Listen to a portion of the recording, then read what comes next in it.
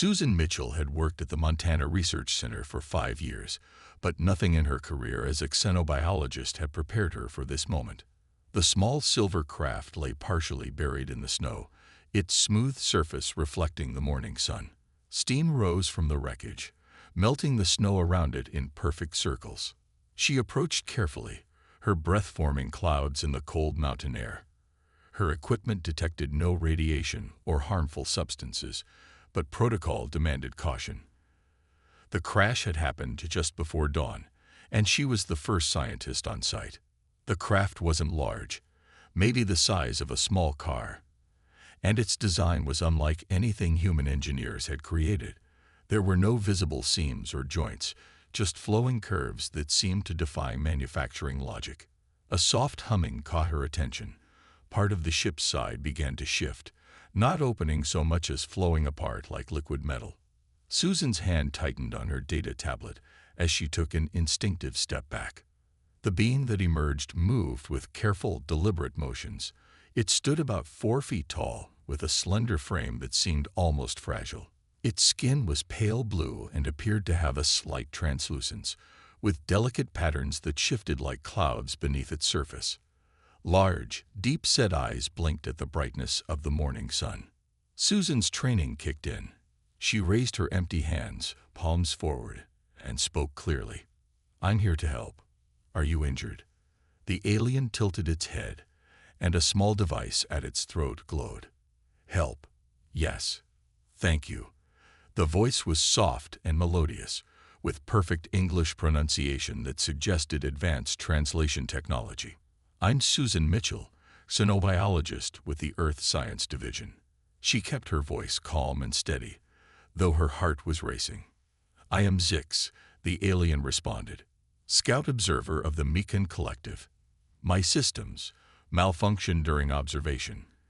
It took a step forward and stumbled slightly. Susan moved to help automatically, surprised by how little the alien weighed, like supporting a child. "Our medical team is on the way," Susan said, helping Zix to sit on a nearby rock.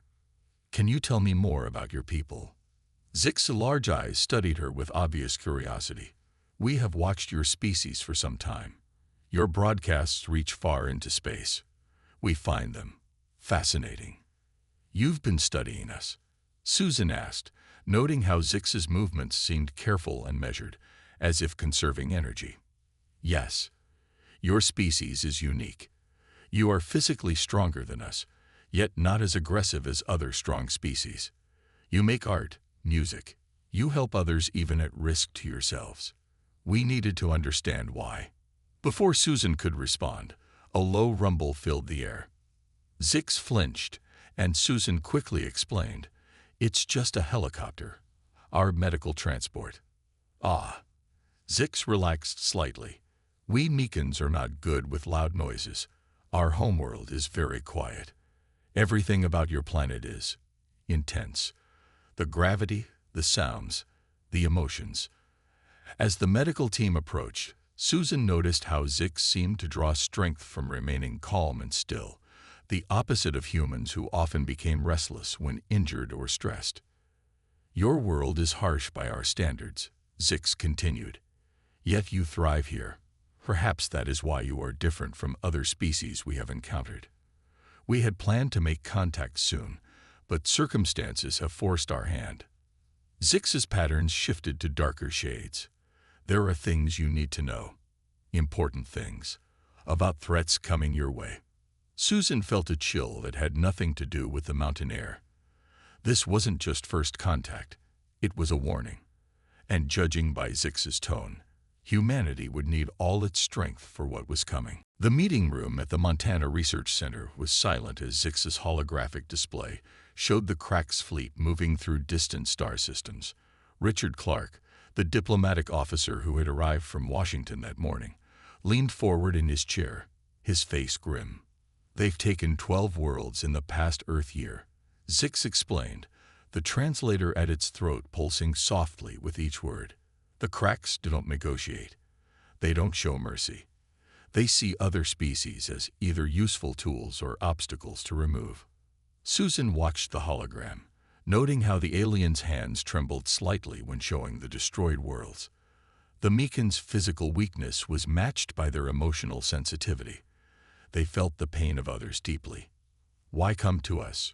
Richard asked, his voice steady despite the weight of the situation. "Earth is centuries behind your technology. We've barely reached our own moon." Zix's skin patterns shifted to a deeper blue. "Because you have something we lack. Something the cracks fear more than technology." The alien touched a control, and the hologram changed to show scenes from Earth's history. The will to fight, the strength to stand up after being knocked down, the ability to face fear and still act. The images showed humans helping each other during disasters, firefighters running into burning buildings, people standing up to tanks, medical teams working in war zones. We Meekins created wonderful technology, but we freeze in conflict. Our bodies produce too many stress hormones. We become paralyzed by fear. Susan understood now. "You need warriors." "We need heroes," Zix corrected. "The cracks are coming. Not today, not tomorrow, but soon. They've seen your broadcasts too. They know humans are still developing spaceflight. They think you're an easy target." Richard stood up and walked to the window, looking out at the snow-covered mountains. "How long do we have?" 2 Earth years, maybe 3. Their fleet moves slowly between systems. Zix pressed another control, showing the cracks themselves. Massive, armored beings that made humans look small. They rely on brute force and numbers. They think that's all that matters. "What exactly are you proposing?" Richard turned back to face Zix. "An alliance. We provide the technology. You provide the courage to use it. Together, we might have a chance." Zix's pattern swirled with hope. "We've watched how quickly humans learn and adapt.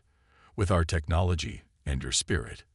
A junior officer burst into the room, interrupting Zix. "Sir, we're picking up multiple objects entering the solar system. They're moving fast." Richard's face hardened. "The cracks." "No," Zix said, checking a device on its wrist. "More of my people. They're coming to help." The aliens' patterns brightened. "They're bringing our best ships, our most advanced technology. Everything we have, we'll share with humanity." Susan felt a mix of fear and excitement. "How many ships?" 50 now. More will come. But they need crews who can fight, who can make split-second decisions in battle. Our people, we can't. The stress overwhelms us." Richard nodded slowly. "So we train together. Your knowledge, our instincts." "Yes," Zix said, "but we must hurry.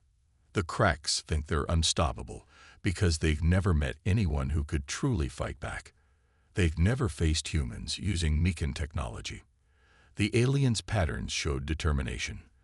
They don't know that the physically weakest species in the galaxy has found its perfect partners." Outside, the first Meekin ships became visible in the morning sky, their silver hulls gleaming like new stars. The next phase of human history was about to begin, and humanity's greatest test would come from the stars themselves. Lisa Peterson stood in the simulator room, her hands moving through the holographic controls of a Meekin battlecruiser. After 3 months of training, the alien technology was starting to feel natural. Beside her, the Meekin ambassador Yix watched with obvious fascination. "You adapted to our system so quickly," Yix said, its skin patterns showing bright swirls of amazement. "It took our people generations to develop these controls, yet humans master them in weeks." "We're good at learning new things," Lisa replied, executing a complex defensive maneuver. The holographic ship responded perfectly to her commands. "But I still don't understand why you never use these ships for defense. They're incredible." Yix's patterns dimmed slightly. "We built them hoping we would find the courage to use them. But in real combat situations, our minds, they don't work fast enough. Fear overwhelms us." The simulator room door opened, and Susan Mitchell walked in with Zix. Over the past months, the first contact had turned into a deep friendship between the human scientist and the Meekin scout. The new weapon systems are ready for testing, Susan announced. The engineering team combined Meekin energy technology with human targeting systems. They're calling it the Guardian Array. Lisa shut down the simulator and turned to face them. How's the crew training going? Better than we hoped, Zix replied. Human soldiers learn to handle our ships naturally, and our people are learning to support them in non-combat roles. The combination works well. Alarms sounded, and red lights flashed in the corridor outside. All four of them rushed to the command center, where dozens of humans and Meekins worked at various stations. The large main screen showed a distant section of the solar system. Crack's scout ships, Yix said, its voice trembling slightly. They're testing our defenses. Lisa took her position at the tactical station. The new hybrid controls responded to her touch, showing detailed information about the approaching vessels. 3 ships, light armament. They're staying just outside Jupiter's orbit. They're surprised to see our ships here, Zix observed, studying the data. They expected to find Earth defenseless. Susan worked with a team of Meekins at the sensor station. The Crack's ships are scanning our defense network. They're trying to figure out why Meekin ships are in human space. Let them look, Lisa said firmly. Let them see that Earth isn't the easy target they thought. The command center crew, human and Meekin together, tracked the Crack scouts for several hours. The enemy ships finally turned and jumped away, disappearing into deep space. They'll be back, Yix said softly, with more ships next time. And we'll be ready, Lisa responded. She pulled up the training schedule on her display. We have 50 crews ready now, and another 100 in training. How long until the new defensive systems are online? 2 weeks, Susan said. The Meekin engineers are amazed at how quickly humans adapt their technology. We've made improvements they never thought of. Zix's patterns showed a mix of worry and hope. The Cracks think they understand warfare because they understand violence. But they've never faced anything like this. 2 species working as one, each making up for the other's weaknesses. Lisa looked around the command center, seeing humans and Meekins working side by side. Some of the aliens still trembled when alarms sounded, but they didn't freeze anymore. They had learned to trust their human partners to handle the combat while they focused on technical support and systems management. We're not just teaching each other, she said. We're becoming something new, something stronger than either of us could be alone. Outside the command center windows, the silver shapes of Meekin ships glinted in the sunlight, their weapons now crewed by human soldiers ready to defend both their species.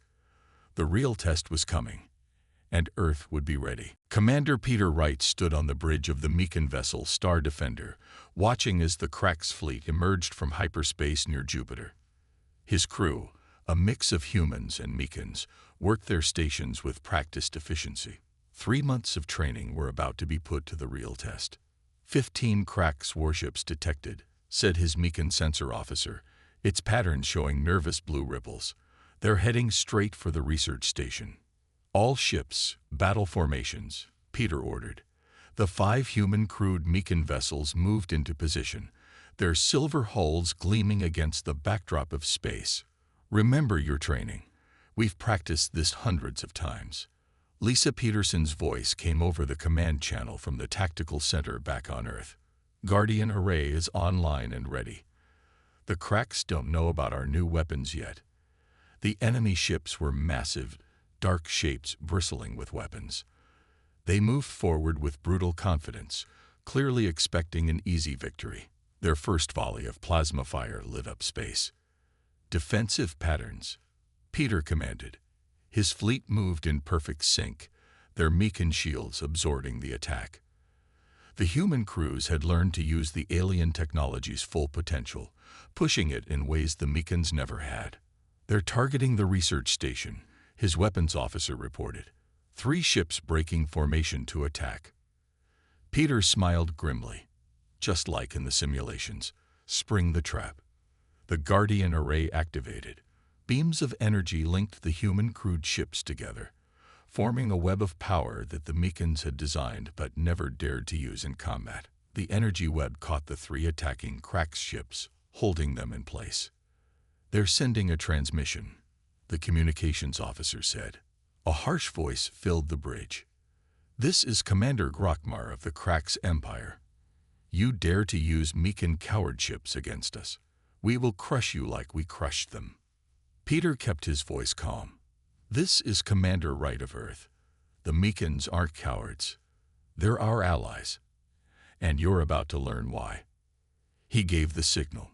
His ships moved in perfect coordination, their combined weapons cutting through the Crax shields in ways that the Meekins alone could never achieve. 2 enemy ships exploded before they could react. "They're regrouping," Lisa reported from Earth. "They've never seen their ships destroyed so quickly. They're confused." The remaining Crax vessels tried to press their attack, but the human crews were too quick, too unpredictable. They used the Meekin technology in ways the Crax had never seen, turning defensive systems into weapons, using shield harmonics to disrupt enemy targeting. 3 more Crax ships disabled, Peter's weapons officer reported. "They're retreating."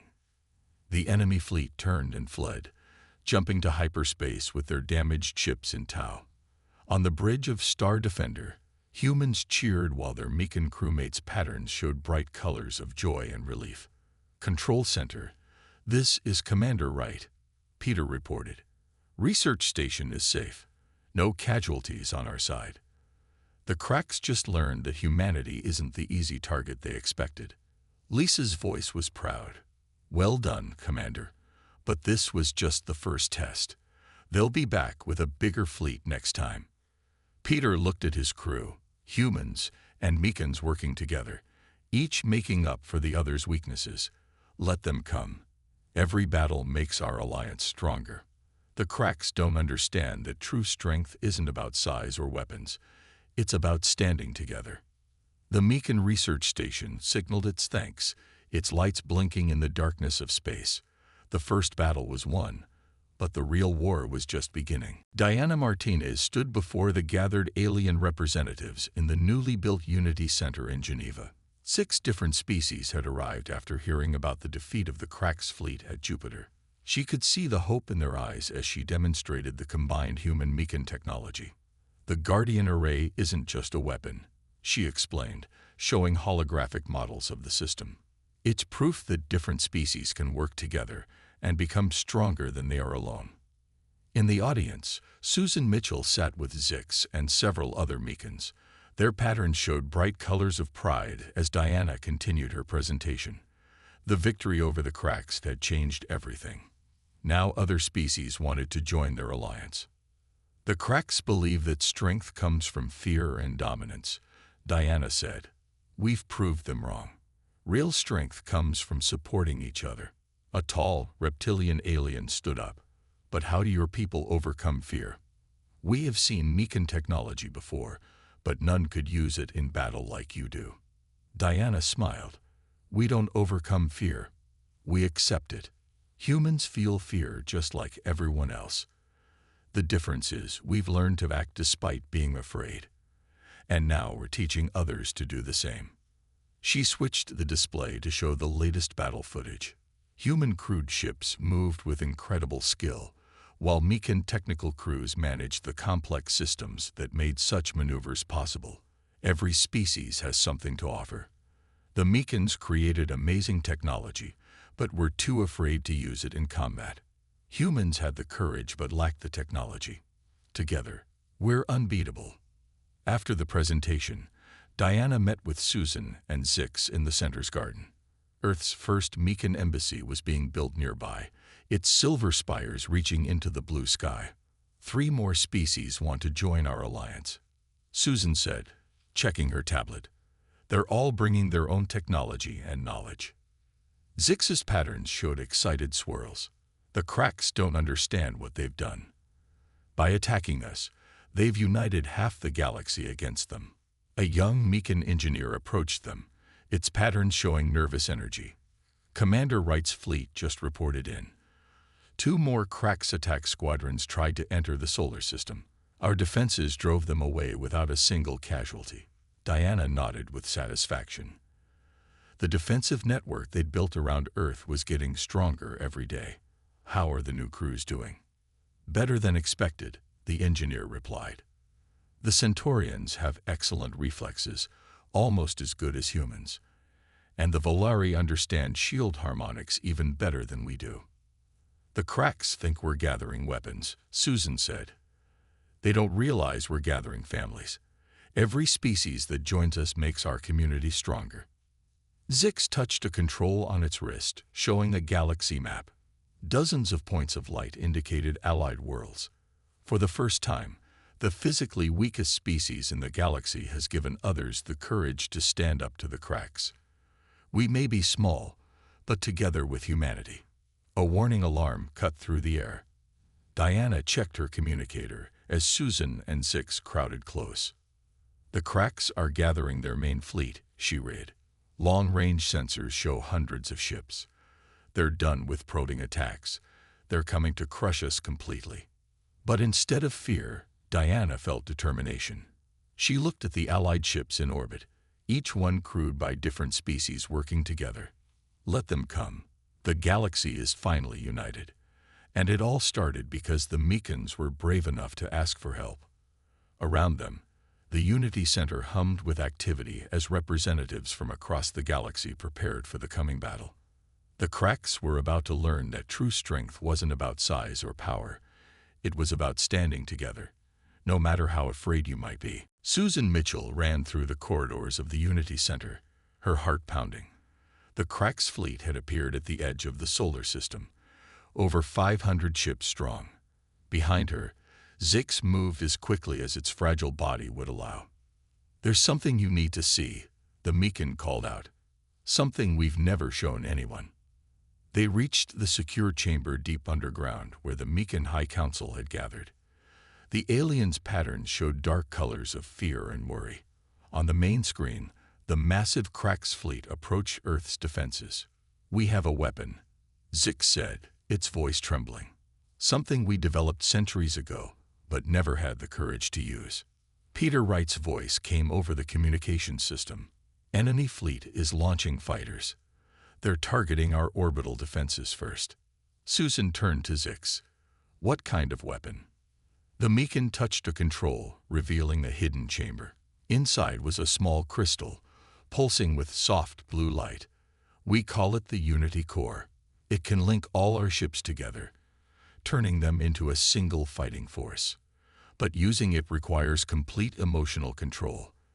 The slightest fear or panic would disrupt the network." "That's why you never used it," Susan realized. "Your species feels emotions too strongly." Lisa Peterson's voice cut in from the tactical center. "First wave of Cracks ships breaking through our outer defenses. We need options now." Yix, the Meekan ambassador, stepped forward.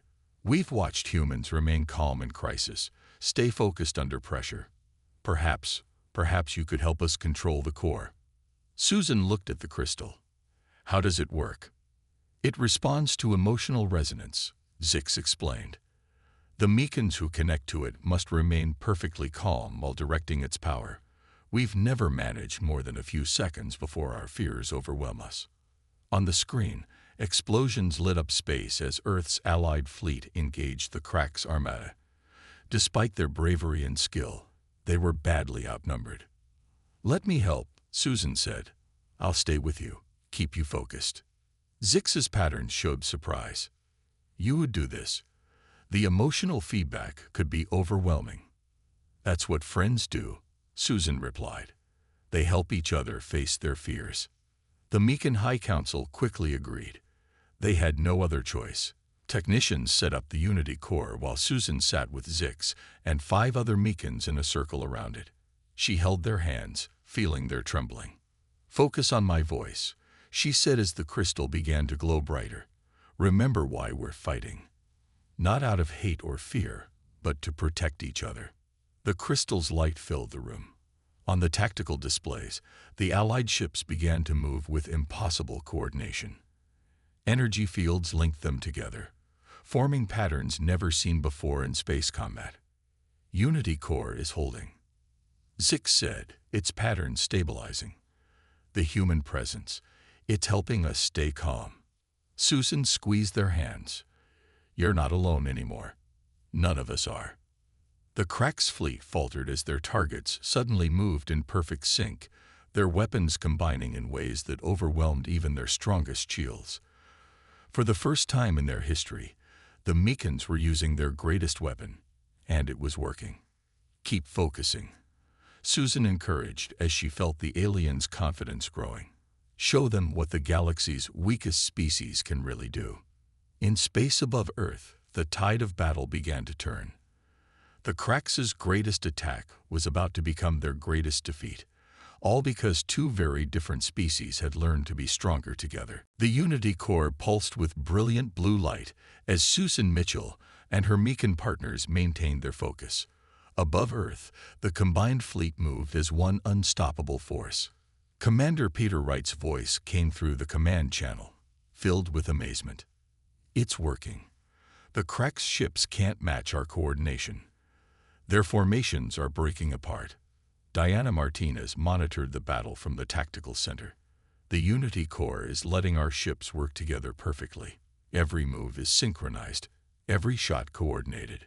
The massive Crax fleet, which had seemed unstoppable just hours ago, was now in chaos. Their ships, designed for overwhelming force, couldn't adapt to the perfectly coordinated defense they faced. One by one, their vessels retreated or surrendered. In the Unity Core chamber, Zix's pattern showed steady, calm colors. We're doing it. After centuries of fear, we're finally standing strong. Lisa Peterson's voice cut in from the command center. Crack's flagship is sending a transmission. Their supreme commander wants to speak. A harsh voice filled the chamber. This is High Commander Vrax of the Crax Empire. How is this possible? The Meekins are weak. They have always been weak. Susan opened her eyes but kept holding her Meekin friend's hands, maintaining the Unity Core's connection. You never understood true strength, Commander. It isn't about who has the biggest ships or the strongest weapons. It's about standing together, helping each other overcome our fears. The Meekins created amazing technology, Peter added from his ship. Humans had the courage to use it. Together, we're stronger than either of us could be alone. And now, the whole galaxy sees it. The Crax commander's voice shook with rage. We could have crushed Earth if the Meekins hadn't interfered. That's why they came to us, Susan said firmly. Because they knew that sometimes the greatest strength is asking for help. The Meekins weren't weak. They were wise enough to know they needed friends, not servants. On the tactical displays, more allied ships arrived, vessels from dozens of species who had joined their cause. The Crax fleet, now surrounded, began to power down their weapons. The Crax Empire surrenders, Commander Vrax growled. We request terms. Peter's voice was calm but firm. You'll withdraw from all occupied worlds, and you'll learn that cooperation is better than conquest. As the Crax fleet retreated, celebrations broke out across Earth and on every allied world. In the Unity Core chamber, Susan hugged Zix and the other Meekins, their patterns showing brilliant colors of joy and pride. You did it, she told them. You faced your fears. We all did it, Zix corrected. Every species brings its own strength. The Crax never understood that. They thought being different made us weak, but our differences made us unbeatable. Diana rushed into the chamber, her face glowing with excitement. Reports are coming in from across the galaxy. Other worlds want to join our alliance. They're calling it the Unity Federation. Susan looked at the Unity Core, still glowing softly. A reminder that the strongest bonds aren't built on fear or power, but on friendship and trust. And it all started because the universe's weakest species was brave enough to ask for help. Zix added, its pattern showing peaceful, happy swirls. Outside the Unity Center, Earth's sky was filled with ships from across the galaxy. A beautiful display of different designs, colors, and species all working together. The age of conquest was over. The age of unity had begun.